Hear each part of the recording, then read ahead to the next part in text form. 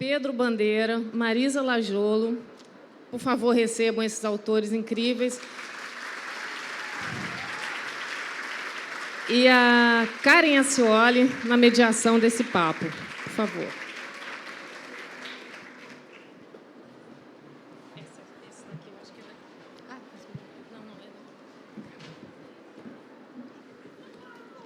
Boa tarde a todos. É um prazer estar aqui acompanhado desses deuses e que somos todos leitores e amantes deles, né? Então, queria dizer aqui para vocês, Mânia me pediu para que eu me apresentasse, então não vou poder falar que eu estou em crise existencial, e vou dizer para vocês que a minha praia é a literatura infantil e a cultura da infância como um todo. E tenho a honra de estar ao lado dessa musa, Marisa Lajolo, que modestamente me fala apenas para eu dizer que ela é uma escritora de livros infantis e também de livros que estimulam a leitura, e também professora da Unicamp por muitos anos e atualmente professora do Mackenzie. E o Pedro Bandeira, que me fala que quer ser apresentado apenas como um escritor. Esse apenas envolve milhões de universos que eles são capazes de tocar e de nos sensibilizar. Então, vou começar aqui essa farra, essa bagunça, perguntando para os nossos musos como foram os meninos, a menina Marisa e o menino Pedro. Foram como em relação ao Lobato? A sua infância. Bom, a minha infância foi, eu vou falar rápido, a minha infância foi lobatiana, porque eu fui um garoto muito solitário, porque eu era o temporão, só tinha dois irmãos muito mais velhos, então a minha vida era ficar sozinho em casa depois da escola, bem na idade da Narizinho, assim, e chegando da escola fazia o quê? Brincava sozinho. E o que era a minha brincadeira? Não havia televisão, nem videogame. O que havia para ler. Mas ler não para ficar inteligente, ler para me divertir. Gibi, todos os gibis possíveis, e livros. E só tinha um autor brasileiro na época, que era o Monteiro Lobato. Depois você ia ler as traduções, Mark Twain, Robert Louis Stevenson, Alexandre Dumas, essa coisa toda. Mas Lobato era o Lobato. Ele foi, como meu pai já havia morrido, eu acho que ele foi a figura masculina na minha vida. E a orientação masculina que eu tive em toda a minha infância foi José Bento Monteiro Lobato. Oi, boa tarde a todos. Está funcionando? Oi. Boa tarde a todos. Obrigada por nos acompanhar aqui, fugindo dessa chuva, nessa sempre bela cidade maravilhosa. Eu queria agradecer a Mânia, agradecer a Karen, a organização desse debate, que dura algumas décadas. Eu e o Pedro fomos colegas de infância, viemos hoje juntos de São Paulo, a gente até brincou que a gente nem precisava mais debater o tema, porque a gente já tinha conversado bastante sobre o assunto, mas como vocês merecem todo o nosso respeito, a gente retoma um pouquinho. Chegando à questão da Karen, eu comecei a ler Monteiro Lobato quando eu era menina em Santos. Santos é uma maravilhosa cidade, que tem uma maravilhosa praia que eu adorava, e eu nunca tinha visto terreno baldio, eu nunca tinha visto um sítio, eu nunca tinha visto um terreno onde tivesse árvore, porco, galinha, burro, essas coisas todas. Então, o livro do Monteiro Lobato, o primeiro que eu li foi Reinações de Narizinho, me transportou para um ambiente que eu não conhecia. Eu acho que, para mim, foi mais ou menos como hoje, para os mais jovens, são os livros de fantasia. O Lobato me transportou para um outro mundo. E eu fui ganhando os livros do Monteiro Lobato, do meu pai, como uma espécie de prêmio. Eu tinha sérios problemas de dente, odiava o dentista, me portava muito mal no dentista, fugia do dentista, e cada vez que eu não fazia nenhuma dessas coisas, meu pai me dava um livro do Monteiro Lobato. Graças a isso, eu não fiquei banguela desde cedo. Então, foi por aí. Está funcionando aqui? Então, eu queria aproveitar esse gancho da Marisa, que falou da reinações de Narizinho, e queria que você Seu falasse... microfone não está bem. Então, vou retomar alô, aqui. técnica, o microfone dela não está bem. Vou retomar aqui. Então, já que a gente estava lá no café conversando um pouquinho sobre os personagens preferidos dos dois, e eu queria que eles dois falassem um pouquinho sobre a tia Anastácia e sobre a Narizinho. Marisa, você primeiro. Dá o microfone para ela, senão não dá. Microfone. Bom, eu acho que me sobrou a tia Anastácia, se eu bem entendo a logística aqui do debate.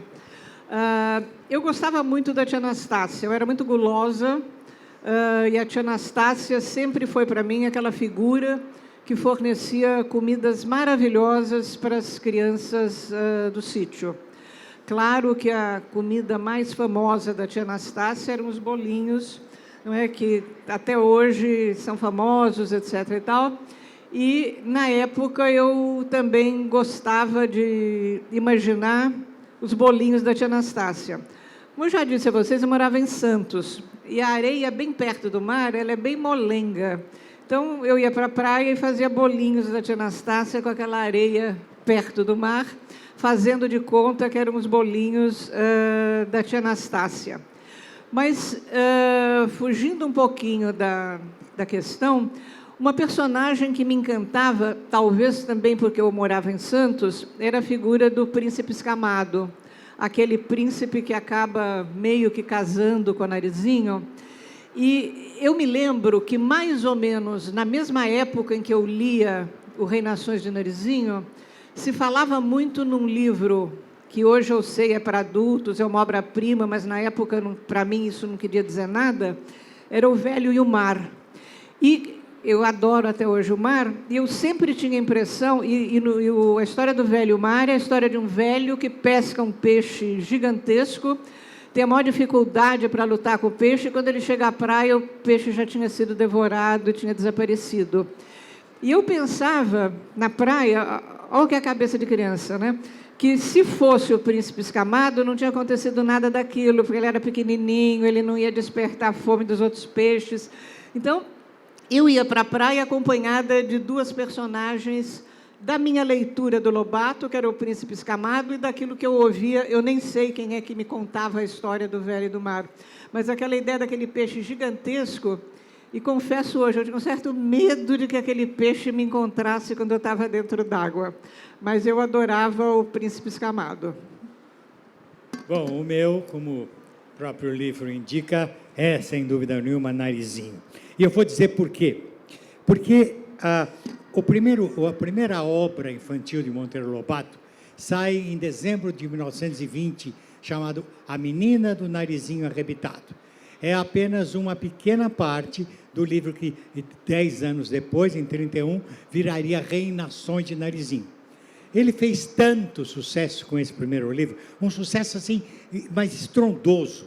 Se você considerar que o Brasil era um país, na época, com pouca gente capaz de ler, o que ele vendeu, acho que nem a autora do Harry Potter vendeu tanto. Praticamente todo mundo sabia ler, leu a Menina do Narizinho Arrebitado. E é justamente este livrinho que eu adaptei. Por quê? Veja, quem ele criou? Para mim, ele gostou muito de Alice no País das Maravilhas. Ele lia, claro, que leu todos os livros infantis que existiam. Então, ele criou a sua Alice, uma menina de 7 anos. E ele, antes de Piaget aparecer aí para mapear a psicologia das crianças, ele intuiu o que é uma criança aos 7 anos. Vocês, moças que estão aqui, quando tinham 7 anos, vocês tinham bonecas. Vocês falavam com suas bonecas, não falavam? E elas respondiam para vocês, não respondiam? Vocês davam aula para as suas bonecas, não davam? Às vezes uma delas não se portava bem, você punha de castigo. Não é verdade? Assim é Narizinho. É tudo o que acontece naquele sítio onde ela está sozinha, morando somente com 2 senhoras, tá? Sozinha, brincando com ela mesma. e com a sua própria imaginação. Tá? Ela é a pessoa que sonha, que põe a Emília para falar. Ela é a menina que sonha, que foi dentro do rio e casou-se com um peixinho. É ela que sonha tudo aquilo, que tem um borboletomeio, que ela escreve na asa da borboleta, para a borboleta levar uma mensagem para o príncipe encantado. Ela faz tudo, ela pede para a tia Anastácia construir um boneco de sabugo de milho, e esse boneco já vira o Visconde, já fica falando, na hora, porque fica mesmo. Se você fizer para uma criança de 7 anos um boneco de pau e der para ele, vira gente na hora. Ele começa a falar. Tem uma hora em que ela está fazendo o noivado do Rabicó. Mas o Rabicó é um porquinho que só quer andar por ali, não quer ficar noivando. Então, ela põe um representante do Rabicó. Ela pega, no terreiro tem jogado um vidro azul, provavelmente aqueles vidros de leite de magnésia, de Philips, e pega o vidro azul, põe o vidro azul ali, como representante do Rabicó. E o vidro azul passa a falar, e faz o noivado numa boa. É assim que criança é. Ele, aliás, era um construtor de personagem perfeito. Como a Marisa falou, a tia Anastácia é um personagem muito bem construído. Se você for ler, olhando a construção de tia Anastácia é quase uma mãe. Ela é de um carinho pela Narizinho, ela mima Narizinho, faz o que Narizinho quer o tempo todo. É perfeito. Então, essa é a minha grande personagem. E aí, ele, não sei, talvez ele pretendesse parar aí. Mas o livro fez tanto sucesso que ele falou, bom, vou continuar. Aí ele escreveu várias outras historinhas que 10 anos depois ele juntou no livro Reinações de Narizinho. Mas veja, seus 2 livros tinham Narizinho como protagonista e com o nome na capa. Realmente ele pensava que Narizinho era a sua grande personagem. Ocorre que, ao ele ter a grande ideia de fazer a boneca da Emília, a boneca Emília, aí começar a falar mesmo nas outras histórias, como se fosse uma pessoa, e como era uma boneca, falando de Freud diz que todos nós temos um id, onde nós guardamos nossos piores sentimentos, nossas taras, nossos desejos inconfessados, nossos ódios, mas temos um superego que fala, peraí, não, calma, não faça aí, não vai pular em cima dessa moça, não. Porque nós temos o ego e aquilo que a gente exibe para você. Esse é o meu ego, o meu id. Aí, quando a Emília passa a falar, ela só tem id. O id dela sai. Ela não tem aquele verniz da civilização que mostra que certas coisas a gente não deve fazer. Então, você fala assim, ai, como você é gorda, não. Ai, como você é feio. Ai, que bigode horroroso. Ela fala, porque ela não tem esse superego que fala, isso não se faz, menina. Tá? Porque muitas vezes passa perto de você alguém que você teria até uma coisa desagradável para falar para ela, você não fala. Ela comprou um vestido novo que você achou horrível, você fala, ai, como você está elegante. Isso é o superego que segurou. Você ia falar assim, mas parece um Judas. Não, você não vai falar, né? Então, Emília, aí ela ficou muito engraçada, por ser desbocada.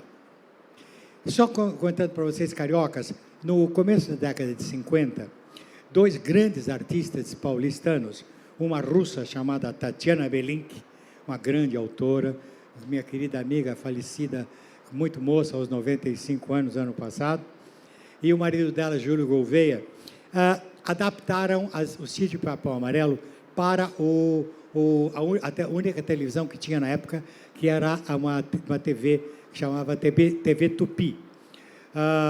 E eles adaptavam, era ao vivo, não tinha videotape, essas coisas todas. E o Júlio fazia os textos. E ela fez ele criou uma Emília maravilhosa. Uma Emília, como eu estou falando, ela não xinga ninguém. Ela não tem os nega beiçuda que aparece. Vocês lembram que a adaptação da Globo, a atriz que fazia Emília era sempre mal encarada, assim, sempre assim e tal. Não, ela fazia uma boneca engraçadinha, que fala as verdades, sorrindo. Ai, como você é feia. Como você é barrigudo. Oh, sabe? E ficava muito engraçado. E a Lúcia Lambertini, que fazia o papel, já falecida, era muito engraçadinha. Então, o sucesso foi tão grande que o Sítio Capão Amarelo, o centro passou a ser Emília. Você pergunta para todo mundo, qual é o teu personagem predileto? Todo mundo diz que é Emília. Tudo bem, eu acho que ela é um melhor, lindo personagem. Mas quem criou Emília? Senão a dona da boneca. A imaginação da dona da boneca. Por isso, a minha personagem sempre será Narizinho. Veja você, por exemplo, o Pedrinho é um péssimo personagem. Péssimo. O Pedrinho vem, quem leu os livros, lembra que o Pedrinho ele vem de São Paulo, da cidade, para o sítio. Mas ele não traz nada da cidade. Ele não conta nada da cidade. Então, por que veio da cidade? Está errado. O menino devia falar das coisas da cidade. Ele não fala. Inclusive, ele chega lá como se estivesse vivendo no sítio. Ele sabe caçar passarinho, sabe fazer estilingue. Mas como ele não é da cidade? E ele só entra nas aventuras que Narizinho propõe. Nas imaginações que Narizinho propõe. Então, eu acho que ela é, não digo a mais importante, mas ela é o centro do pensamento criativo de José Bento Monteiro Lobato. Bom, agora a gente começa o debate propriamente dito. Eu e o Pedro somos compadres, ele é padrinho da minha filha, né? Então, é um debate amoroso. Eu discordo dessa perspectiva do Pedro. Eu não acho que a Narizinho é centro de nada. Eu acho que o primeiro livro que o Lobato escreveu até se chamava Narizinho Arrebitado, depois virou Reinações de Narizinho, e foi efetivamente um sucesso, Reinações de Narizinho. Agora, sabem por que foi um sucesso? Porque Lobato deu um bocado desses livros para as escolas públicas de São Paulo. Então, desde aquela época, a escola é o grande escoadouro da literatura infantil. E até se você é amigo do governador do estado, fica melhor ainda a vida. Então, o sucesso do Narizinho, eu só quero dizer que não é assim porque ela é ótima, maravilhosa e perfeita. Ela foi um sucesso e é ótima. Muito bem, tanto ela foi um sucesso, e o Pedro nisso tem razão, que o segundo livro que o Lobato escreve, ele chama Fábulas de Narizinho, o que é uma coisa comercialmente muito esperta, porque se todo mundo já conhecia Narizinho, todo mundo vai conhecer quer conhecer o livro chamado Fábulas de Narizinho. Mas, a partir da primeira edição do Fábulas de Narizinho, ele tirou o Narizinho de cena, ficou só Fábulas, né, que é o livro que até hoje a gente encontra. E depois disso tudo, eu não acho que a Narizinho fez mais nada.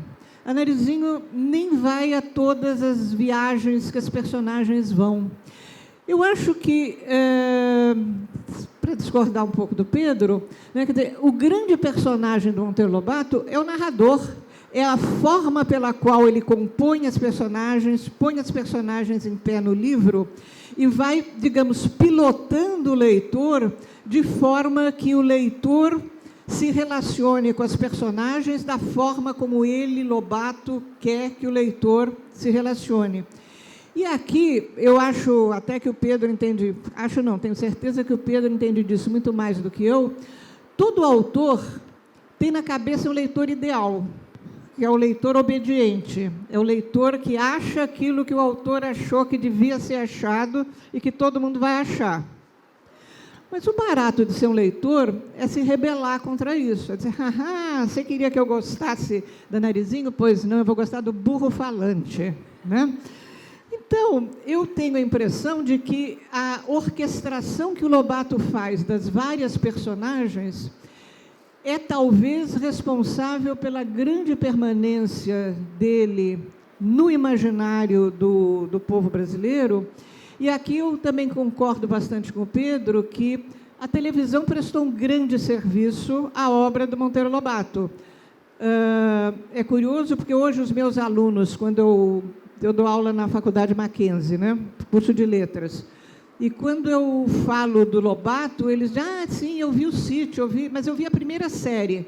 Só que a primeira série de que eles falam é a primeira série dos anos 80, 90, quando eles eram pequenininhos. Isso de que o Pedro está falando é a pré-história da televisão brasileira, do Lobato na televisão brasileira e do Monteiro Lobato. Então, eu acho que essa importância do Lobato narrador, o Lobato narrador é um narrador irreverente, é um narrador, por exemplo, que entra em cena para explicar coisas que ele acha que o leitor pode não entender. É um pouco um dublê da Emília, quer dizer, eu vejo uma parceria, um parentesco entre a posição do narrador Monteiro Lobato e a forma pela qual a Emília se põe em cena. As demais personagens, Tia Anastácia, Dona Benta, o Coronel Teodorico, o Tio Barnabé, o Pedrinho, todas as figuras humanas que aparecem no livro, para mim, são figurantes absolutamente secundárias e que representam um papel de cabo a rabo dos 17 volumes do Monteiro Lobato. O Pedrinho vai ser sempre aquele cara que passa férias no sítio, e que, eu disse para vocês que eu era de Santos, não conhecia o sítio, o Pedrinho ia de São Paulo, também não conhecia o sítio, mas aprendia de férias para férias, como fazer estilingue, como matar onça. Ele não caçava passarinhos, porque a Dona Benta não deixava, antes que alguém acuse aqui que o Lobato incentiva a depravação da vida natural. Então, eu acho que eu discordo um pouco dessa importância que o Pedro atribui a Narizinho, porque eu acho que ela desaparece ao longo da obra. Mas isso a gente volta para São Paulo tocando a discussão. Bom, eu acho que o motor inicial, como eu falei, no primeiro livro é Narizinho. Mais tarde, o sucesso dos outros, ela até afasta os personagens nos seus próximos livros. Os personagens humanos quase que não têm mais importância, porque aquele sonho, aquele mundo fantástico, onde você faz as pessoas encolherem até ficar do tamanho de minhocas, ou as pessoas reformarem a natureza. Isso é feito pelos Memórias de Emília, tudo é feito pelos personagens mágicos, que são os personagens criados, na minha opinião, pela imaginação de Narizinho. Mas veja uma coisa, ela tem 7 anos. Quem leu, eu suponho que aqui tenha muita gente que tenha lido os livros de Lobato, que ainda lembra-se que ela traz para o sítio do Pica-Pau Amarelo os personagens dos contos de fada, todos eles. Lembram que ela traz para o sítio os personagens dos filmes mudos da época, o Gato Félix, o Marinheiro Popeye, a Shirley Temple. Por quê? Porque, naturalmente, a menina que está aprendendo a ler traz para dentro de si, para dentro do sítio, todos os personagens mágicos que ela estava conhecendo nos livros. É claro que ela traz para dentro do sítio, para dentro de si, todos os personagens mágicos que ela está vendo na grande invenção do cinema mudo. Tá? Por isso que eu digo sempre que ele, como autor, ele usou esse gatilho. Claro que eu também, se fosse, sei lá, se... eu, de repente, dos meus, quem conhece os caras, meus personagens, que são 5 meninos, vamos supor que 4 deles fossem um fracasso, só um fosse um sucesso. É provável que o próximo livro eu fizesse só esse protagonizar o livro e esquecesse dos outros 4, porque a gente quer aquilo que o leitor quer, certo? Por sorte, os 5, todo mundo gosta dos 5. Só não gosta que a Magri não tenha casado com o crânio. Mas o que eu estava fazendo? Esqueci. Bom, já que você esqueceu... Alguém tem água aí? Água, por favor. Já que a gente está nesse momento, eu queria que vocês dois, então, se sentissem desafiados a falar sobre o casamento da Emília e sobre o casamento da Narizinho. Marisa, você poderia começar pelo casamento da Emília? Eu acho que... O que eu acho? Eu acho que o casamento mais... Está funcionando o microfone? O casamento mais chocante do livro é o casamento da Narizinho, supondo que ela se casasse mesmo com o príncipe, porque, salvo a minha memória, nunca dá certo, acontece algum imprevisto, ela aparece casada, mas a cena do casamento propriamente dito não acontece. Eu diria que essa cena é a mais chocante, porque é a cena que coloca uma personagem que representa uma pessoa humana casando com uma personagem que é do mundo animal. Há alguns professores, alguns ensaístas, alguns historiadores da literatura, particularmente a Cecília Meirelles, que achava a obra do Lobato condenável pelo caráter erótico da obra infantil do Monteiro Lobato, e eu entendo que esse erotismo que a Cecília Meirelles via na obra do Lobato decorre desse casamento da Narizinho com o príncipe escamado, que nunca se consuma, mas, enfim, é mencionado como existente. O casamento da Emília com Rabicó é divertidíssimo, porque ela só casa com ele porque ela quer virar marquesa, né? E, nesse aspecto, a obra do Lobato é um pouco condenável pelos padrões morais da época em que ela foi publicada. A obra fala de um casamento abertamente por interesse e de um casamento que se desfaz. Ao longo da obra, Lobato, a Narizinho até diz, não, mas aí você descasa e casa com outra pessoa, casa com Visconde, casa com... Ou seja... Isso aparece no Reinações de Narizinho, que é de 31, né, quando ele já enfechou as obras todas, e isso é uma época em que o casamento é indissolúvel, isso é uma época em que não tinha divórcio, desquite, coisa nenhuma possível, casou, está casado para o resto da vida. E também, nesse desencontro do casamento da Emília com o Rabicó, eu acho que isso é menos chocante, porque, afinal de contas, a Emília é uma boneca, o Rabicó é um porco, ou seja, nenhum deles tem características humanas que precisassem prestar contas, digamos, de valores morais. Mas, assim mesmo, isso contraria uma tradição vigente na época, primeiro, de que o casamento era o fim completo da vida feminina. Há uma conversa da Narizinho com a Emília que é bastante interessante, porque quando a Narizinho... supõe-se que a Narizinho conversou com o Rabicó para dizer por que ele devia casar com a Emília, que a Emília era boa dona de casa, sabia lavar roupa, etc. e tal. E a Emília reclama, diz, não, não sou nada disso, não vou casar com ele para cuidar da vida dele, etc. e tal. Há um certo, com muito boa vontade da minha parte, há uma certa precocidade feminista, nessa perspectiva do casamento da Emília com o Rabicó e, sobretudo, na independência com que a Emília lida com esse casamento que ela odeia desde o primeiro momento, porque o Rabicó come os doces do casamento, estraga a festa, etc. e tal. É muito divertida a cena. Enquanto as cenas da Narizinho com o príncipe escamado são sempre bobocas, são sempre cenas em que, enfim, nada acontece, nem ela se insurge, nem ela se apaixona, nem ela faz nada. Eles, no máximo, dão um passeiozinho. Mas é isso. Bom, o casamento da Narizinho com o outro é bem dentro do grande sonho. Lá embaixo, bacana, é a Dona Aranha, que faz uns vestidos fantásticos para Narizinho casar e tal. Mas o interessante é o casamento da Emília.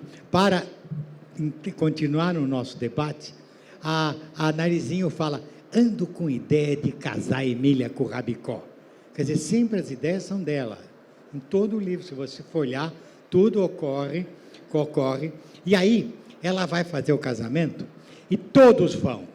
Então, ela tem uma mesinha onde está a tia Anastácia e a dona Benta.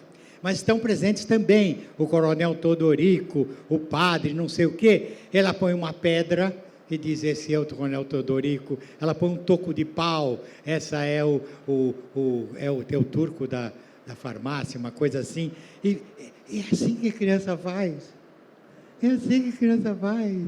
Esse tipo de sacada que eu acho fabuloso. Vocês também, quando pegavam suas bonecas, vocês faziam batizado da boneca, vocês punham convidados, E se não tinha boneco suficiente, você põe uma caixinha que era fulano, ou um pedacinho não sei o quê. Sempre o que era a tua imaginação. Todos vocês, todos nós fomos Narizinho um dia. Nós somos que fomos crianças criativas. E ele foi o primeiro autor a fazer. Por exemplo, Carroll foi maravilhoso, porque ele consegue descrever os sonhos de uma pessoa como os sonhos são. Começa de um lado, de repente pula para outro lugar, aparece um gato, desaparece. E assim são os nossos sonhos. Ele foi genial nesse ponto. Lobato é o primeiro a fazer um livro todo baseado no sonho infantil. O fantástico dele não é um fantástico pobre, não é um fantástico jogado. De repente alguém está em Marte, não é... Antênica, às vezes. Então, o casamento da Emília é muito engraçado, engraçadíssimo, mais engraçado ainda, porque a dona Benta dá uns tostões para Narizinho comprar os doces. E Narizinho compra lá os doces. E o casamento acaba porque o noivo corre e come os doces. E sai sendo chutado a pontapés. É uma cena fantástica, maravilhosa. Como tudo era maravilhoso no que ele escreveu. Ele não escreveu, o texto dele é impecável mesmo.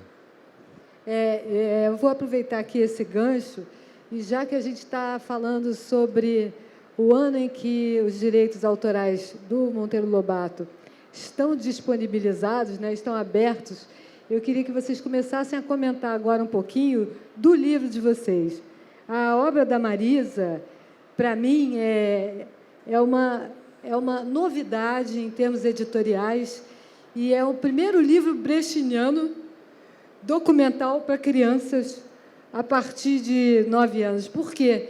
Porque ela entra e sai da vida do Monteiro Lobato na primeira pessoa, na narrativa, com um rico material de cartas, ilustrações.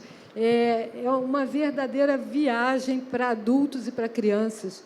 Então, queria que a Marisa comentasse a ideia toda da concepção do livro e que o Pedro falasse também sobre a concepção do livro dele, que é como se fosse um transbordamento de amor e de atualização da obra do Monteiro Lobato. Eu só vou pedir para o Pedro começar, que eu quero achar um trechinho do livro em que eu quero ancorar minha fala. Ok. Eu sei que é possível que, ao longo da nossa conversa, surja a história de algumas concepções que são consideradas indesejáveis, como, por exemplo, o racismo, que Monteiro Lobato revela em muitas de suas cartas que ele fazia para amigos. E é verdade, ele fazia isso, é surpreendente, algumas cartas dele são surpreendentes, mas não na literatura dele. Na literatura dele, isso não aparece, nem na literatura infantil também não. Acontece em um ou outro momento, pequenos momentos, em que a Emília fica chateada com a tia Anastácia e xinga a tia Anastácia. Eu acho que esse é um erro do grande autor. Críticas ao Lobato. Sim, vou criticar sim. Veja, eu tenho uma regra como escritor, que é o seguinte: você pode criar o que você quiser, o absurdo que quiser, mas depois você tem que ser fiel ao teu absurdo. Você não pode mudar no meio do absurdo, porque aí não faz sentido. Então, se é absurdo, é absurdo. Então, eu vou continuar no absurdo. Veja, se Emília passa a falar, ela passa a falar de acordo com o que ela ouviu durante toda a sua vida de boneca, em torno, as pessoas falando ali, Dona Benta, a Narizinho. Nenhuma das duas jamais xingou a tia Anastácia de nega beiçuda. Por que ela diz isso? Uma criança só chamaria alguém de nega beiçuda se tivesse ouvido o papai ou a mamãe falar isso. Ela nunca ouviu. Eu acho que isso é uma falha de Lobato. Faz com que a Emília nasça trazendo um preconceito que é da sociedade, não do sítio. Isso eu acho que é uma pisada na bola dele, realmente acho. Por isso que eu acho perfeito você não colocar aí. Uma criança de 7 anos falaria, você não fez o que eu quis, tô de mal para toda a vida, dá um dedinho. Ela não xinga, se ela nunca ouviu ninguém xingar. Então, essa é um ponto. Só que eu queria aí ressaltar um pontinho que para mim foi muito importante. Esse livro vai fazer 100 anos, A Menina do Narizinho Arrebitado. Ele saiu em 1920. Ele vai fazer 100 anos. E nunca ninguém o leu, na minha opinião. Nunca. Nunca ninguém o leu. Por quê? O livro abre dizendo que Lúcia era chamada de Narizinho Arrebitado, era uma menina de 7 anos com a pele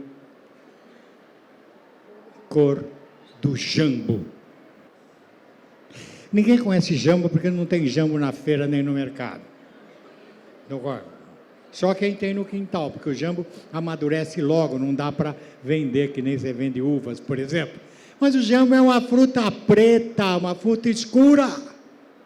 Por que esse homem, que era racista, faz a sua maior personagem negra? Eu fiz questão que ela fosse desenhada negra. O ilustrador desse livro é um gênio que caiu do céu, chamado Renato Alarcão. Eu amo essas ilustrações. Só que ele aceitou, ele fez levemente mulatinho. Eu pedi, faça ela mais escura. Ele não fez. Porque se ela tem a cor do jambo, ela tem a cor do jambo. Se ele pôs isso, é porque ele queria que ela fosse da cor do jambo. Eu não vou tirar isso. Ele disse que ela era da cor do jambo. Então, ela tem a cor do jambo. Se você for ver, ela está, mas está bem branca, um pouquinho, né? No entanto, os ilustradores anteriores do Lobato faziam com uma cabeleira loira, como uma espiga, parecia uma norueguesa, né? Mas, inclusive, é o seguinte, 2 desses ilustradores eram negros. Eram negros e faziam a narizinho loira. É uma coisa fantástica. Eu vou contar uma história interessante para vocês. As senhoras mais idosas aqui devem lembrar-se que fez muito sucesso no passado um livro de receitas da Dona Benta. Lembram-se? Esse livro foi publicado, tem a Dona Benta, desenhada pelo Augustus, que foi um desenhista, um capista do Lobato, segurando um bolo e o Pedrinho ali do lado olhando. Tá? Muito bem. Esse livro foi idealizado pelo senhor Otales, que era dono da Companhia Editora Nacional. Ele e mais 4 colegas, um dia falaram, puxa, daria certo um livro de receitas, né? Vamos fazer um livro de receitas? A gente pede para as mulheres da gente trazer receitas aqui, vai vender bem. Ele vendeu bem para cachorro, passou o resto do vídeo vendendo. E como nós temos os direitos do Monteiro Lobato, vamos usar o Monteiro Lobato. Aí falaram assim, bom, a cozinheira do sítio é a tia Anastácia. Vamos botar a tia Anastácia na capa. O tio Otávio falou assim, não, se eu ponho uma negona dessa na capa, ninguém compra o livro. E puseram a Dona Benta. Dona Benta nem entrava na cozinha. Ela era intelectual. Mas no livro de receitas, e se olhar o menino, o Pedrinho é loiríssimo. Entende? Olha, depois fala que ele é preconceituoso. Preconceito é todo mundo. Até os ilustradores dos livros dele, até os editores dos livros dele, e até o povo, que eles achavam que era tão racista que não compraria um livro que tivesse uma cozinheira preta. Então, gente, menos. Todo mundo tem defeitos e qualidades. O Lobato tinha tantas qualidades, e talvez um defeito, que era o defeito de todos na época. Todo mundo achava que havia raça no passado. Nas faculdades se ensinava racismo, se ensinava eugenia, tanto quanto os nazistas do Hitler, quanto os estudantes de medicina no Brasil, estudavam isso, sim. Judeu é diferente, sim, negro é diferente, sim, nipônico é diferente, sim, índio é diferente, e nós, brancos europeus, somos superiores a todos. Gente, menos, tá? Todos eram. Até as pessoas que trabalhavam em volta dele. O Brasil era e é um país brutalmente racista. Agora a gente querendo tirar toda a maravilha, baseado em um detalhe da vida dele. Caramba, ele morreu há 70 anos. Deixou coisas lindas. O maior conto anti-escravidão que jamais foi escrito é Negrinha. É uma coisa que até hoje eu choro quando eu vou reler. Não releio mais do que uma vez por ano, senão eu choro muito. Não, isso é verdade. Agora, tantos outros eram... Graciliano Ramos era racista, declaradamente racista. Euclides da Cunha era racista, confesso. A gente vê isso nos sertões. Mas porque todos eram. Ninguém não era racista, porque todos acreditavam que havia raça. Então, não sei, agora essa coisa do politicamente correto, a gente está querendo destruir Lobato por um detalhe que não está na obra infantil dele. A obra infantil dele é toda para cima, crianças alegres, criativas, inteligentes. Ele fez todos nós nos apaixonar por mitologia grega, e eu vou parar de falar, senão eu não paro mais.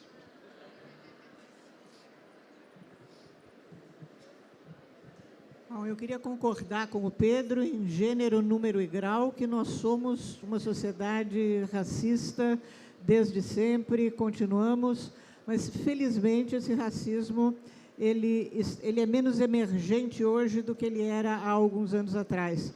Eu tive um professor que dizia uma coisa assim: antigamente a minha avó dizia que preto não gostava de sobremesa. Hoje ela pode continuar achando isso, mas ela não diz mais isso. E é melhor que ela não diga, porque ninguém vai achar que o que a avó diz está certo. Mas, posto isso, eu queria retomar o que a Karen colocou, a história da... como é que a gente representa essa questão do preconceito na obra do Lobato, né? A biografia que eu escrevi com a Lili, a gente deu voz ao Monteiro Lobato.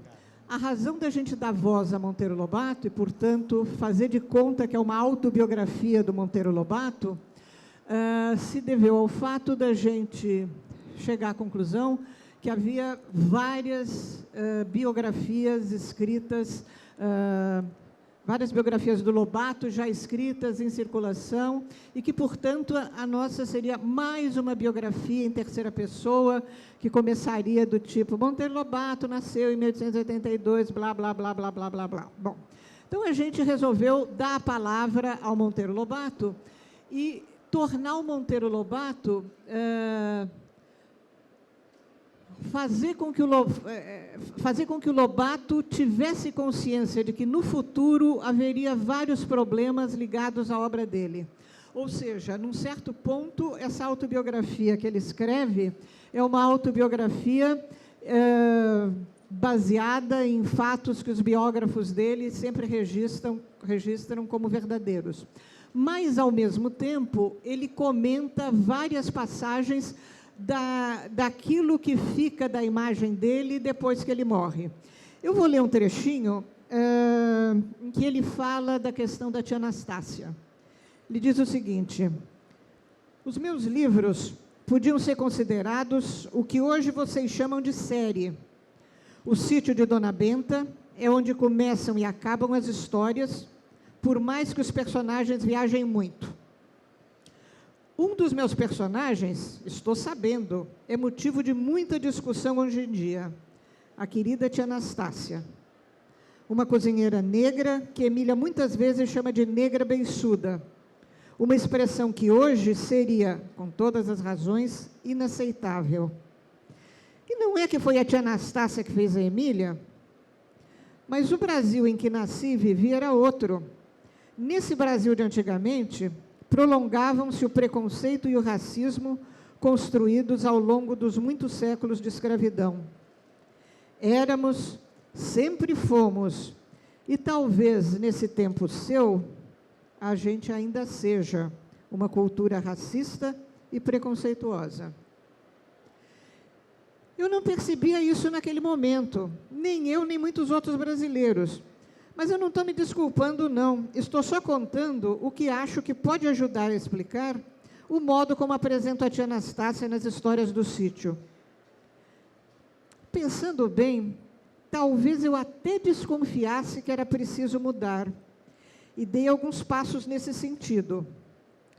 Bem no finalzinho da história de Caçadas de Pedrinho, tia Anastácia protesta, reclama com Dona Benta. Tenha paciência, dizia a boa criatura, agora chegou a minha vez. Negro também é gente, sinhá.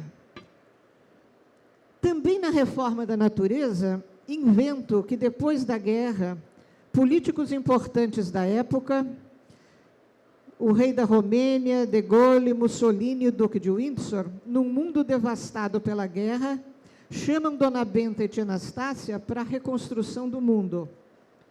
Diz o Duque de Windsor, unicamente por meio da sabedoria de Dona Benta e do bom senso de tia Anastácia, o mundo poderá ser consertado.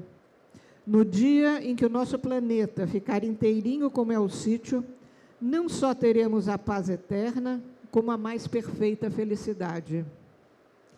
Ou seja, eu penso que efetivamente Lobato retrata, expressa formas pelas quais negros eram considerados na época em que ele escreveu, mas que isto não é uma coisa absolutamente unívoca ao longo de toda a obra, e como disse o Pedro, Negrinho é um dos primeiros textos, é um dos primeiros contos do Monteiro Lobato, e é um conto absolutamente anti-escravagista, anti-preconceito, anti-racismo, de uma defesa absoluta da criança e da criança negra, torturada por uma senhora rica e branca. Então, é isso que eu acho relativamente à questão da representação do negro na obra do Monteiro Lobato. Tem uma outra personagem que é muito pouco trabalhada, que é o tio Barnabé. O tio Barnabé também é negro, também é ex-escravo e é o grande aliado de Pedrinho na caçada do Saci. O Saci é outro que hoje, às vezes, o coitado do Saci perde o cachimbo, porque se acredita que se a criança viu Saci fumando cachimbo, vai querer fumar, então algumas representações do Saci tiram o cachimbo do Saci. A história do Saci, que é contada no livro do Monteiro Lobato, é a história de um negro que é torturado pelo fazendeiro porque ele não conseguiu encontrar os cavalos que tinham fugido. Ele é muito torturado pelo fazendeiro e daí ele passa por um plano sobrenatural e vira o Saci. Quer dizer, eu acho que se encontram em Lobato todas as contradições relativamente a uma cultura preconceituosa como a nossa. Eu acho que não precisa amulatar a Narizinho para fazer isso, Pedroca.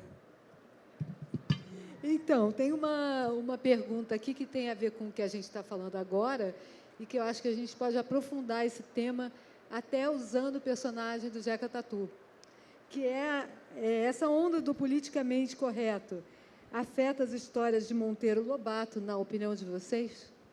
Pois é, esse aí afeta, inclusive, as minhas histórias.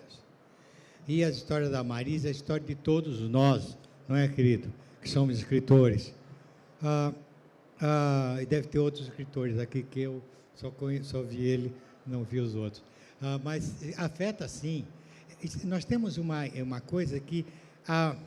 sabe, tem uma frase de um humorista americano que eu acho genial. Falou, mas sabe que estranha coincidência?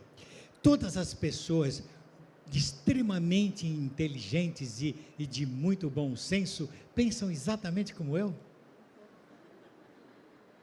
É assim, todo mundo tem razão. O sujeito acha que, sei lá, tal palavra é mal, e passa a ser, ele tem razão absoluta. E ele pede para ser banida essa palavra da língua portuguesa. É uma coisa ridícula, sabe? Então, nós temos que lutar contra isso. Nós estamos tendo, parece os Estados Unidos do começo do século XX, em que tinha a censura ao cinema brutal, era proibido ter cama de casal.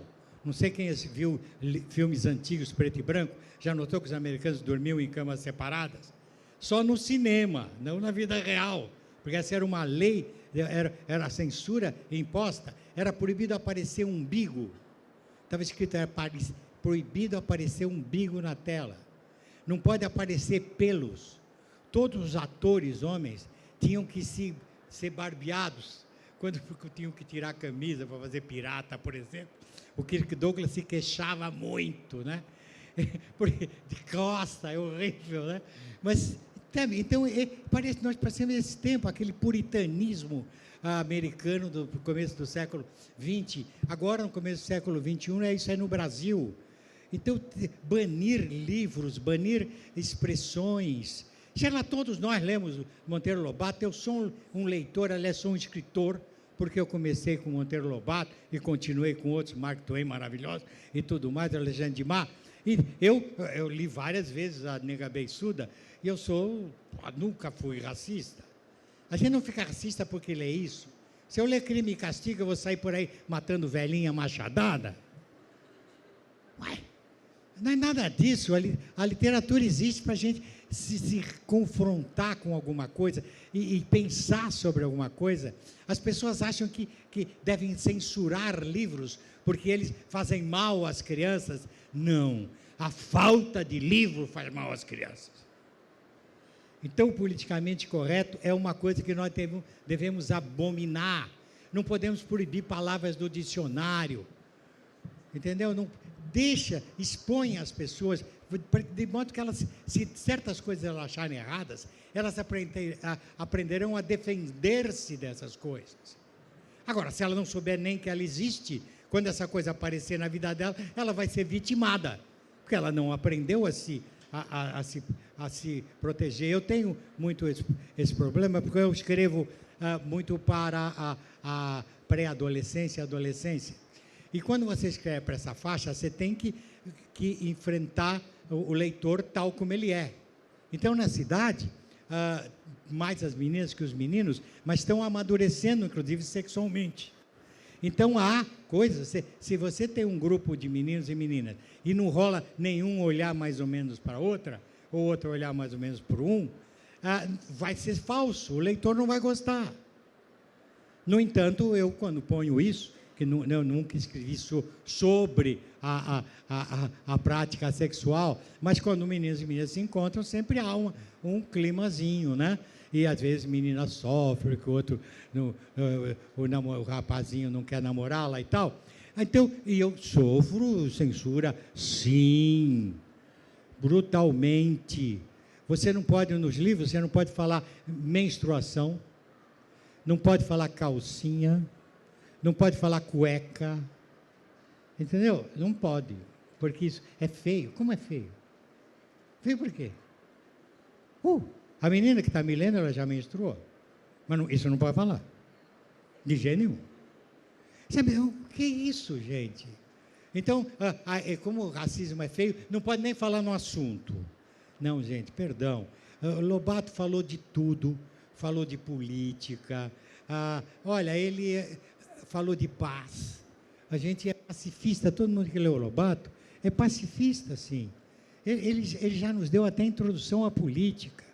Gente, e se for pelo politicamente correto, vamos proibir Monteiro Lobato. Não, e tem um outro tipo de proibição também, que eu acho que é a proibição do editor, né? O editor que não publica aquilo porque ou acha que não vai vender, ou acha que não vai agradar nos programas governamentais. Então, também queria aproveitar e falar com a Marisa sobre quem foi esse editor Monteiro Lobato. Ele foi um editor interessado naquilo que é absolutamente correto, que as editoras almejem, que é que dê certo comercialmente. Ele queria fazer livros que vendessem, e para todos os autores é ótimo uma editora que faz livros que vendem. Há uma carta dele interessante, onde ele diz que ele queria ter um escritor negro no seu catálogo, para poder ter uma capa com um negro com uma gaforinha bem cacheada. É uma coisa fantástica para ele dizer uma coisa dessas, e numa época em que, efetivamente, havia pouquíssimos escritores negros publicados. Mas eu queria aproveitar a questão que a Karen levantou das editoras. Como uma editora vive de vender livros, ela precisa produzir coisas que o mercado compre. E, atualmente, nós vivemos, no Brasil dos últimos 2 anos, nós vivemos um país com uma censura violenta e disfarçada. Acho que a manchete de hoje ou de ontem é do presidente pedindo que se faça uma lei que proíba a discussão de ideologia de gênero nas escolas. Isto vem em sequência de uma medida do governo de São Paulo de recolher livros que trabalham com ideologia de gênero. Vejam que isso não caiu na cabeça do presidente, assim, porque ele pode até ter sido dado o presidente que é, mas não é que caiu na cabeça dele de manhã cedo, mas alguém buzinou no ouvido que isto faz com que as crianças, etc. e tal. Algumas escolas de São Paulo, porque é muito comum, acho que o Pedro tem uma super experiência disso, as escolas patrocinam eventos onde escritores conversam com crianças, né? E discutem literatura, etc. e tal. Algumas escolas estão começando a fazer isso com os pais dos alunos, o que eu acho que talvez seja o caminho para se chegar às editoras. Talvez seja o caminho para se evitarem as vozes, que são as vozes que bochecham no ouvido da diretora da escola, que se a escola adotar Monteiro Lobato, eu vou tirar os meus filhos daqui. Evidentemente, a diretora liga para a professora de português e diz, professora, pode esquecer de dar o saci, porque nós vamos perder alunos. O professor pode se insurgir. Claro que ele pode perder emprego, né? Você leva um original para uma editora e, de repente, tem uma cena de aborto. O editor te diz, olha, com essa cena não dá para publicar o livro. Você tem 2 alternativas. Você briga e vai atrás de outra editora, vamos supor que você encontre outra editora que edite o livro daquele jeito, ou você tira aquela cena e o seu livro vai para o mercado. Aqui eu acho que, muitas vezes, as discussões sobre leitura são discussões que se passam num clima meio idealista, como se livros e literatura e leitura fossem coisas acima das contingências do dia a dia, da economia do país, dos valores ideológicos e morais em que o país está sendo regido. Então, eu acho que quanto mais a gente pudesse ampliar esta discussão, não tanto em termos indignados, dizendo, imagine, censuraram a tia Anastácia, etc., porque daí eu já estou tomando partido de antemão, mas ter um projeto, digamos assim, de educação de leitura no sentido mais amplo da palavra. Vejam, a gente pode começar com uma coisa meio ingênua, que é aquela velha música, atirei o pau no gato, mas o gato não morreu, que hoje não se canta mais assim, hoje se canta, não atire o pau no gato. Meu Deus, o que está subjazendo a isso? A ideia de que as crianças que cantarem atirei o pau no gato, totô, vão sair daí matando bichano a paulada. O que não é absolutamente verdade. E talvez, se a gente pensar em alguns casos de leituras de adultos, de mães, revistas de banca de jornal, programas de televisão, a gente pode encontrar formas de discutir como nem tudo que a gente ouve nos diferentes meios de cultura nós copiamos nas nossas atitudes e que, portanto, não é preciso que a gente tema tanto efeitos da leitura. É uma hipótese. Deixa eu falar sobre o Monteiro Lobato editor. Eu suponho, pelo que eu acompanho esse homem há tantos anos, que ele era uma pessoa bastante conservadora em relação a sexo. Creio que sim.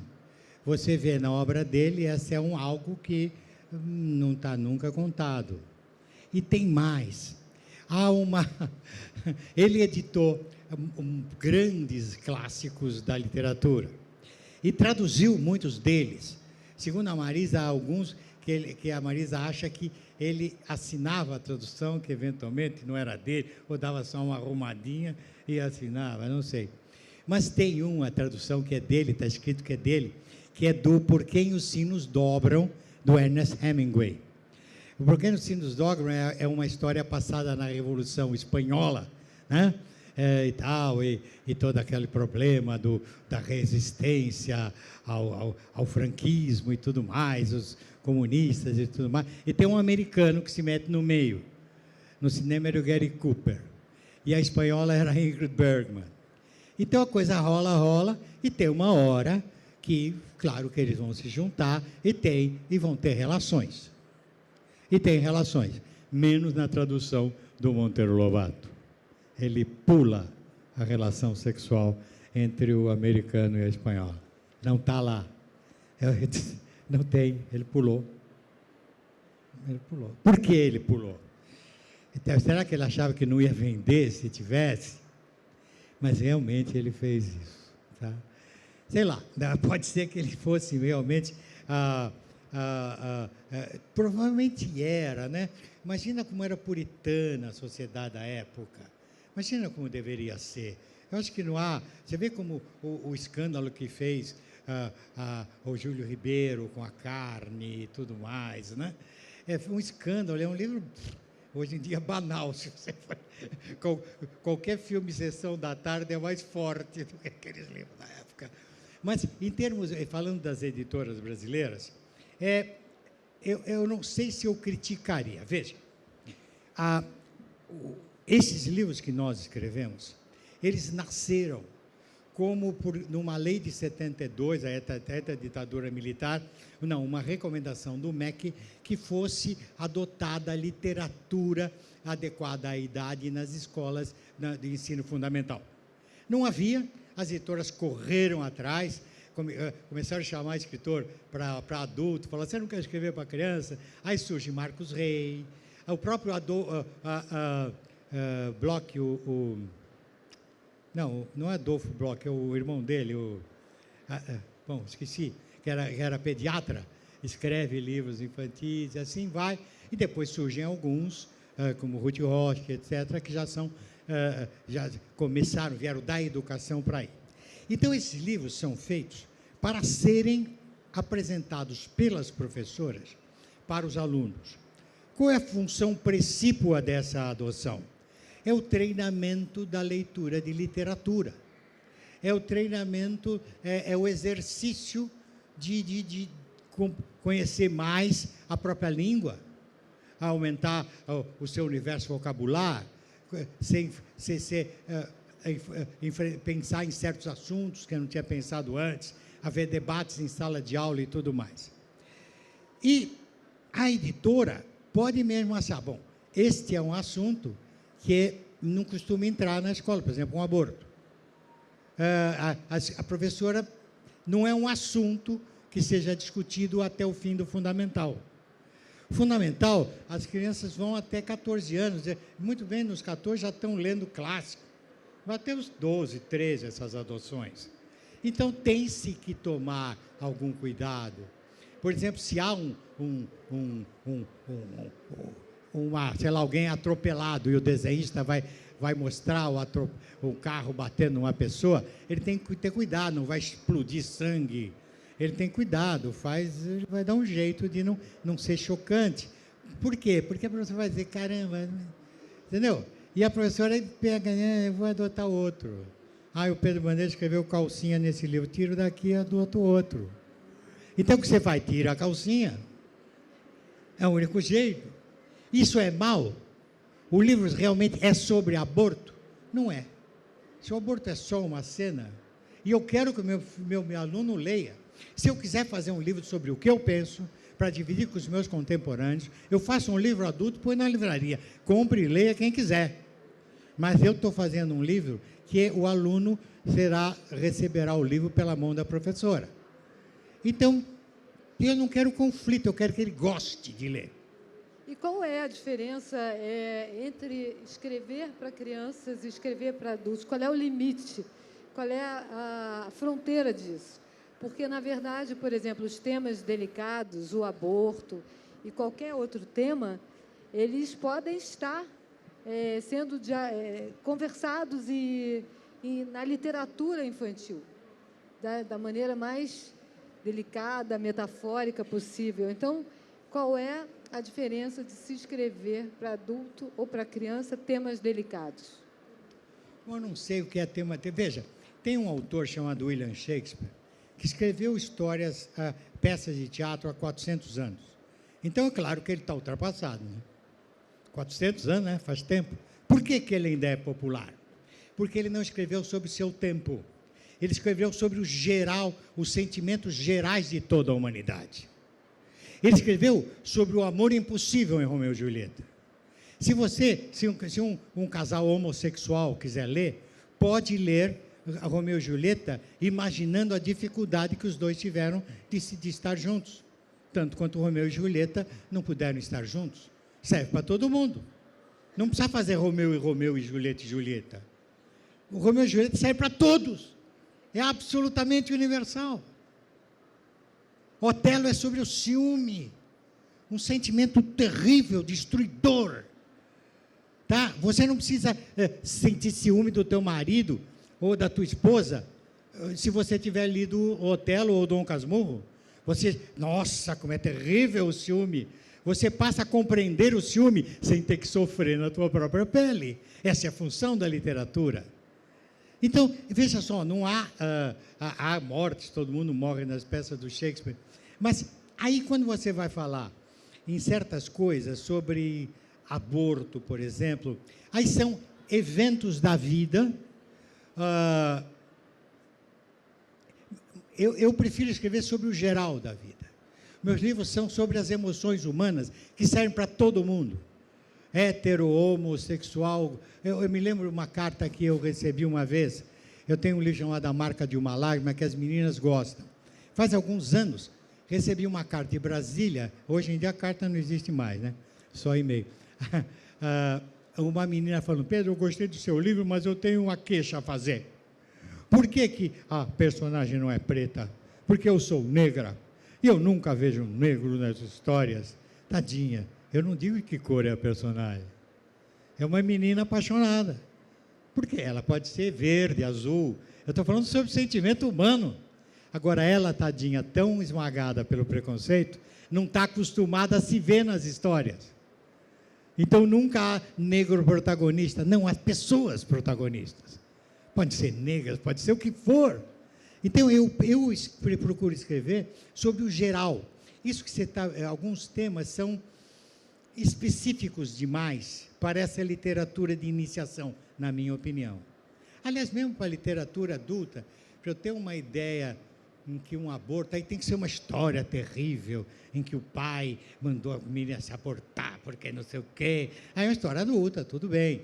Mas aí talvez essa história não seja sobre o aborto, seja sobre a violência do pai em relação a essa filha dele que ficou grávida. Entende? Qual é o fulcro dessa história? Claro que nesse caso eu não devo fazer isso para uma menina de 12 anos que vai achar meu pai vai me matar. Não posso. Então eu não usaria isso como um tema, sabe? Agora tem uma amiga querida, maravilhosa, que é a Thalita Rebouças, que está trabalhando sobre o suicídio juvenil. Parece que é muito o suicídio e sobre como é que chama aquele, bulimia e anorexia. Ela diz que esses problemas estão muito amplos. Ela está tocando nessa coisa. Eu acho isso fantástico. Eu acho que isso é fantástico. É delicado, ela tem habilidade para poder fazer. Mas eu, por exemplo, eu não poderia, porque não faz parte da minha experiência. Eu sei lá, eu teria que estudar eu não sei como é que é bulimia e anorexia, eu não teria como. Eu tenho que escrever algo que o meu espírito compreenda. Não posso me meter num troço que eu não sei, tá? Mas ela está estudando e eu estou louco para ver esse livro, que eu sei que ela fará isso com muito amor e precisa, às vezes, tocar. Mas aí tem que ser alguém com muito cuidado e com muito talento. Se arrisco, vamos fazer. Mas não é qualquer coisa, tá? Eu queria, antes de passar para você, só fazer um acréscimo aí na tua fala, Marisa.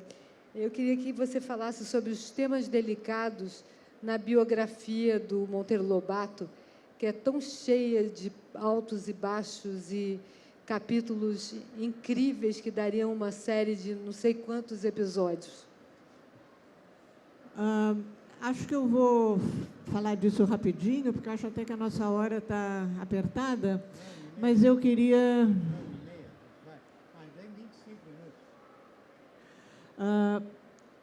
Eu queria retomar uma fala do Pedro, quando ele fala... se eu bem entendi, você faz uma diferença entre literatura escolar e literatura infantil, né? Quer dizer, uma coisa é você escrever livros pensando na adoção escolar, e outra coisa é você escrever livros sem pensar numa instituição específica para a qual esses livros são destinados.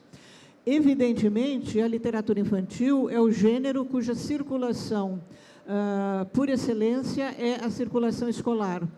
Mas vejam que, ainda pegando a carona aí na história do suicídio da Thalita Rebouças, atualmente a gente está assistindo ao surgimento de uma nova categoria de literatura, que é chamada literatura para jovens adultos, né?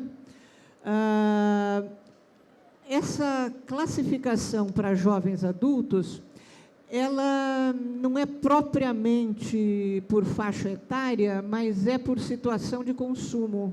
É, num certo sentido, a literatura que não almeja uma circulação escolar e que, portanto, é uma literatura que vai poder tratar de suicídio, de drogas, de temas que não são, com que a escola não se sente à vontade para trabalhar, né? Então, só pegando essa carona para entrar no que você colocou, eu acho que os temas delicados da vida do Monteiro Lobato, por exemplo, acho que talvez o mais popular dos temas polêmicos dele seja a questão do racismo e do preconceito. Há algumas questões econômicas que seriam interessantes de serem discutidas. Por exemplo, ele era funcionário do Consulado Brasileiro em Nova York, ficou lá por alguns anos, voltou para o Brasil, e quando ele voltou para o Brasil, ele voltou pobre, porque ele tinha jogado todo o dinheiro que ele tinha na Bolsa de Nova York, que, sabe-se, em 1929 quebrou e levou junto as economias do coitado do Lobato. Há alguns pesquisadores de Lobato que sugerem que parte desse dinheiro aplicado na Bolsa de Nova York não era propriamente dele, foi uma má versação de fundos públicos. Vai saber se sim ou se não. A outra grande questão, talvez delicada e polêmica do Lobato, aqui a gente tem a professora Kátia Chiaradia, que saberia falar mais do que eu disso, é a questão da relação dele com o petróleo. Quer dizer, Lobato não era favorável à Petrobras, ele não queria monopólio do governo para explorar o petróleo. O que ele queria era que fosse exploração por parte de particulares e por parte de uma coalizão de firmas das quais ele participava, que eram firmas alemãs, em oposição às firmas norte-americanas com as quais o governo do Getúlio estava em tratativas, né? Então, esse é um assunto que foi a tese de doutorado maravilhosa da Kátia. Ela trabalhou toda a correspondência do Lobato com um dos seus engenheiros de petróleo. Essas cartas do engenheiro fazem parte daquelas maravilhas do pesquisador, não é? Que um belo dia ela está dando aula e um aluno diz assim: prof, a senhora gosta muito desse Lobato, não é? Ela disse: gosto. Então, espera um pouco. No dia seguinte, veio um catatal de cartas, que eram cartas absolutamente inéditas, trocadas entre o Lobato e o Charles Frank, que era o alemão que trabalhava com ele em questões de petróleo. Isto foi trabalhado pela Kátia e é uma coisa que é bastante interessante, polêmica e que merece mais estudos. O terceiro ponto, que eu acho que se sabe muito pouco do Lobato, é a vida familiar dele. Quando o Lobato fala da questão do absoluto silêncio relativamente à sexualidade na obra dele, a obra adulta do Lobato, pouca gente leu tudo e não é fácil ler tudo, porque nem se sabe bem qual é o nome do livro, o que está em qual livro do Lobato. Mas ele tem uns continhos bem apimentados mesmo, e que nunca passaram pelas mãos dele para os livros Negrinha, Cidades Mortas e Urupês, que são os clássicos do conto lobatiano. Mas ele tem algumas gracinhas diferentes. Mas não tanto em relação à questão da sexualidade, mas em questão mesmo à vida pessoal dele. Eu tive uma orientanda, a Raquel Indalécio, que trabalhou com a biografia da Purezinha, da mulher do Monteiro Lobato. E esse é o assunto a que eu me dedicaria se eu tivesse mais tempo de vida útil, né? Porque é admirável. O Lobato casa com essa senhora, que era professora, enquanto ele era promotor público em Areias. As cartas que ele escreve para ela estão todas publicadas num volume chamado Cartas de Amor. As cartas são chatésimas. Ele reclama que ela escreve pouco, que ela não escreve, que as cartas dela são curtas. Ao mesmo tempo, ele conta nas cartas para os amigos dele que ele não tem o que fazer em Areias, porque não tem crime, ele é promotor, ele não tem ninguém para acusar. Ou seja, ele tem todo o tempo do mundo, enquanto a coitada trabalha, dá aula, e ele fica dizendo, trabalhe menos, você deve escrever mais para mim, a sua cartinha de ontem só tinha 7 linhas, amanhã eu espero uma que tenha 7 páginas. Bom, casou com a sensacional e paciente Dona Purezinha, vai morar com ela, vão para a fazenda, e uma coisa que me seduz muito é pensar como era a vida diária deles. Porque tem um certo momento, numa carta, em que ele diz para o amigo dele, Godofredo Rangel, que a paz doméstica depende do chapéu do marido. Porque quando briga com a sua esposa, você põe o chapéu e sai para a rua. Olha, se meu marido fizesse isso, ele encontrava a fechadura trocada, porque realmente não voltaria para casa.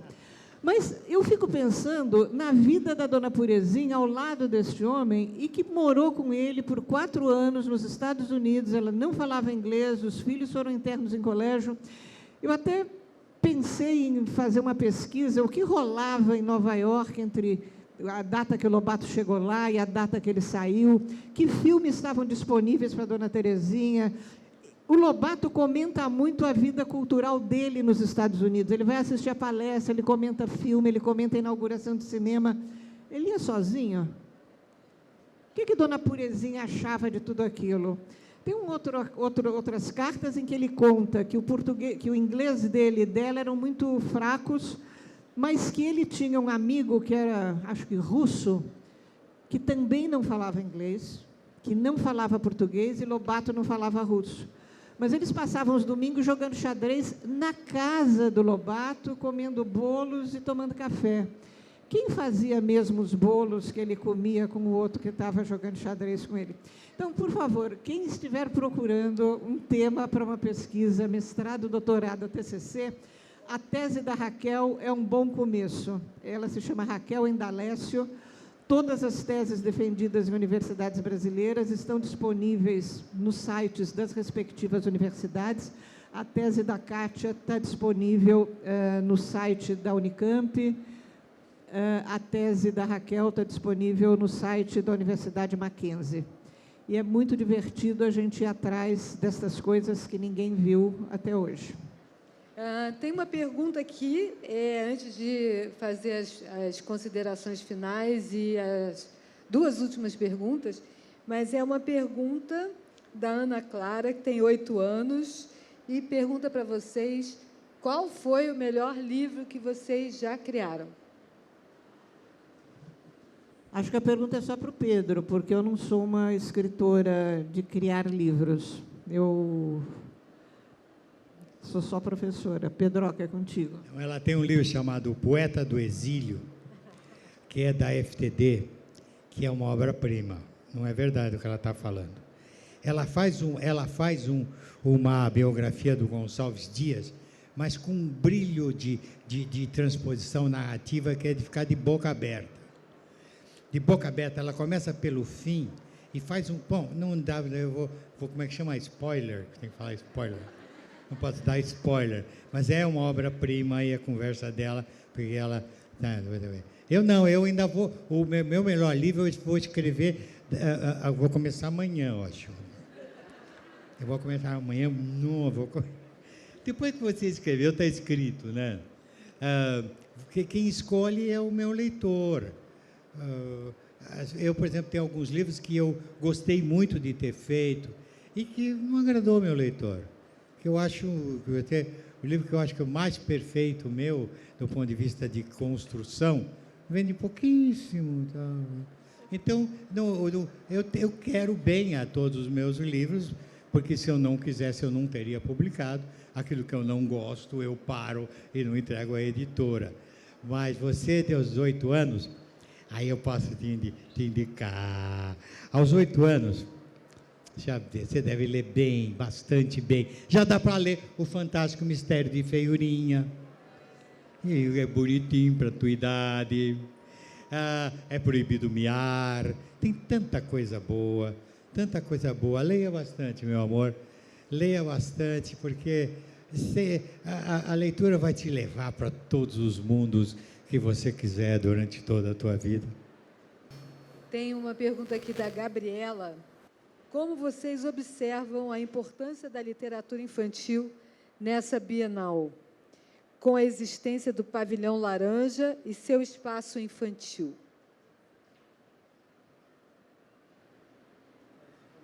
Eu não fui no Pavilhão Laranja. Eu não sei onde é o Pavilhão Laranja. Esse é o pavilhão verde, né? Não, azul. Esse é o verde azul. Eu só fiquei no azul, então eu não sei. Mas realmente as bienais cada vez mais procuram oferecer uma coisa alegre para os livros infantis, espaços onde a criança pode entrar, sentar, mexer, sabe? E é importante, na verdade, olha, eu escrevo para a criança porque o que me importa é a criança. Eu não quero escrever para adulto. Se eu ajudar a criança a crescer e tornar-se um adulto forte, equilibrado emocionalmente, honesto, ele vai melhorar o meu país. Então eu torço por ele. É mais gostoso escrever para ele, ajudá-lo a crescer, do que ficar batendo figurinha com quem já está grande. Entendeu? Aí faz livros de gramática. Não é meu negócio. Meu negócio é trabalhar com o ser humano em formação. É muito mais desafiador. E a Bienal, se você for passear, só passear para observar a Bienal, você vai ver como isso está merecendo atenção.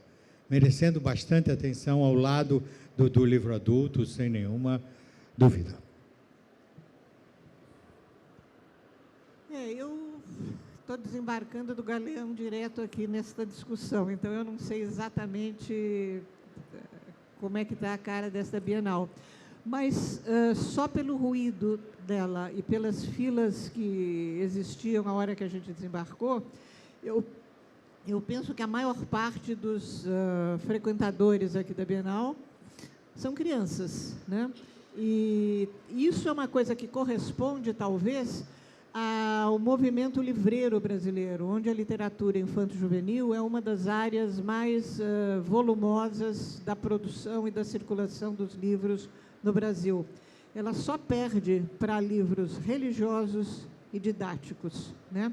Ou seja, curiosamente, ela é um gênero literário que não tem tanto glamour quanto a literatura não infantil, digamos assim, mas ela é a presença maior na cultura brasileira e que, portanto, ela merecia uma atenção muito maior do que ela tem nas discussões sobre livros, leitura e literatura.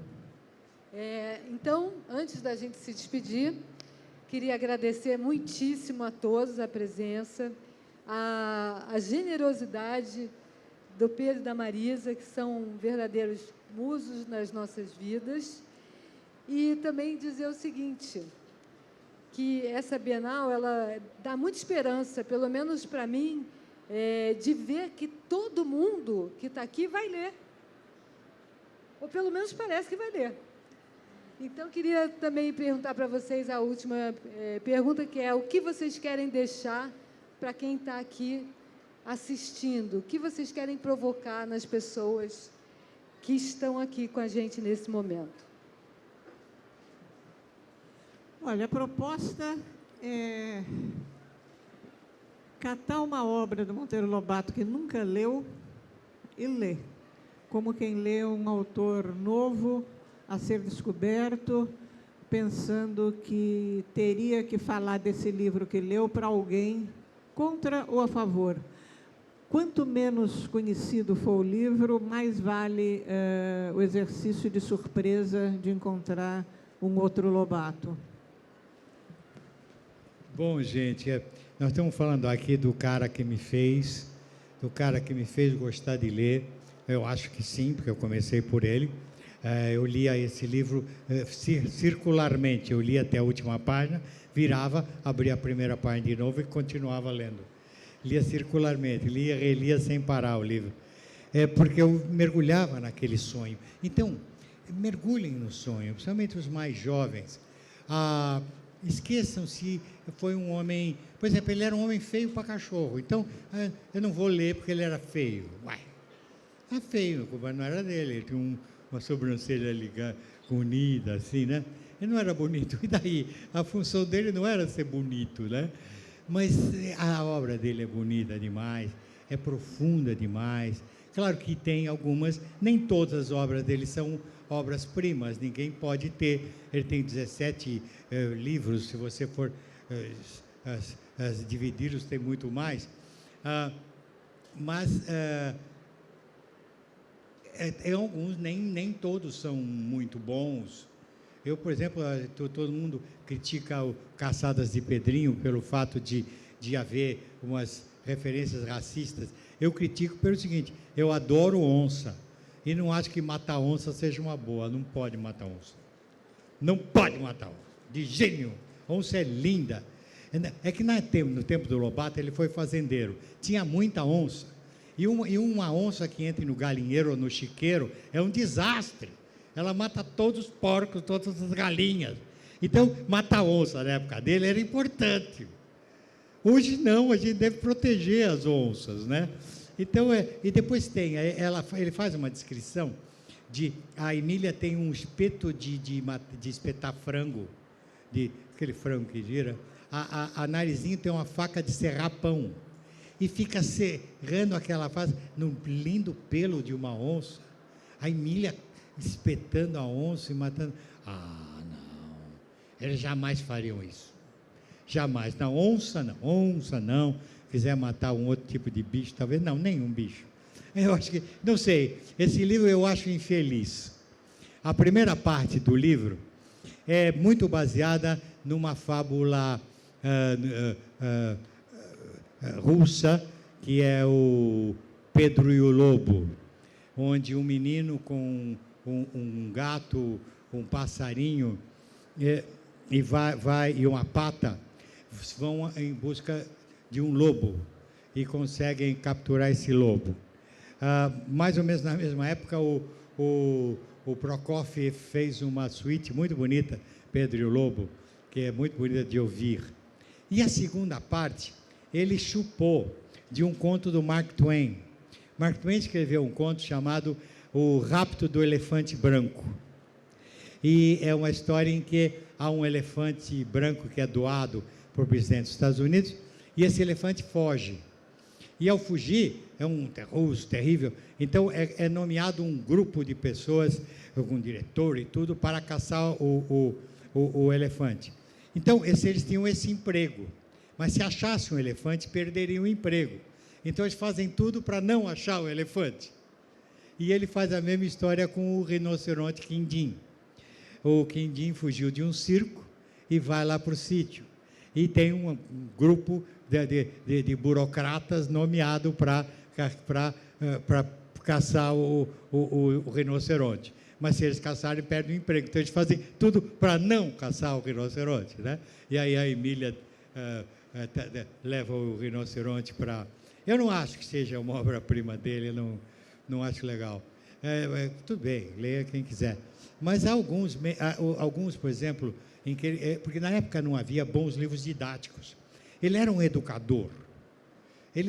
Puxa, mas falta um livro bom sobre gramática, falta um livro bom sobre aritmética, falta um livro bom sobre geografia, um livro bom sobre história, um livro bom sobre geologia, um livro bom sobre física, e toca falar nesses assuntos inteiros. Ele não era professor de nada disso. Então, geografia de Dona Benta, história do mundo para as crianças, serões de Dona Benta, o poço do Visconde, aritmética de Emília, gramática da Emília, não é mais assim que se ensinam essas ciências. As piadinhas são boas no meio, mas a maneira de ensinar a aritmética não é mais essa. Talvez ele pudesse ser reescrito por um matemático que fizesse a aula de aritmética melhor, mantendo as piadinhas, que são ótimas no meio, né? É claro, então ele não podia também ser o maior autor de livro didático do mundo. Então vamos pegar os livros que não são didáticos, todos são muito bons. A Chave do Tamanho é muito interessante, é muito original, vale para hoje. A ameaça que nós temos de guerra, a realidade das guerras que existem, é uma beleza. Dá para se ler até no ginásio, para crianças que estejam estudando história geral, tocando nas guerras do século XX. Se você ler A Chave do Tamanho, encaixa, sabe? Encaixa com prazer. Olha, realmente, as aventuras mitológicas deles são brilhantes, são divertidíssimas. Os 12 Trabalhos de Hércules, o Minotauro. Então, tem tanta coisa. É um grande autor. Foi professor meu, ele me ensinou. E me ensinou principalmente aquilo que é fundamental na minha profissão. É amor pelo leitor que eu estou procurando. É acreditar que aquilo pode ajudar a amadurecer esse menino, essa menina, para ela crescer melhor, mais segura, com maior conhecimento. Enquanto isso, ela vai se divertir bastante. Então, vamos defender esse homem, sabendo que ele tinha seus defeitos. E quem não tem defeitos? Todo mundo tem alguns defeitos, mas vamos esquecer esses defeitos. Ele não deixou os defeitos para nós. Aquilo que sobrou dele foram suas qualidades. Então esqueçamos os defeitos. Ué.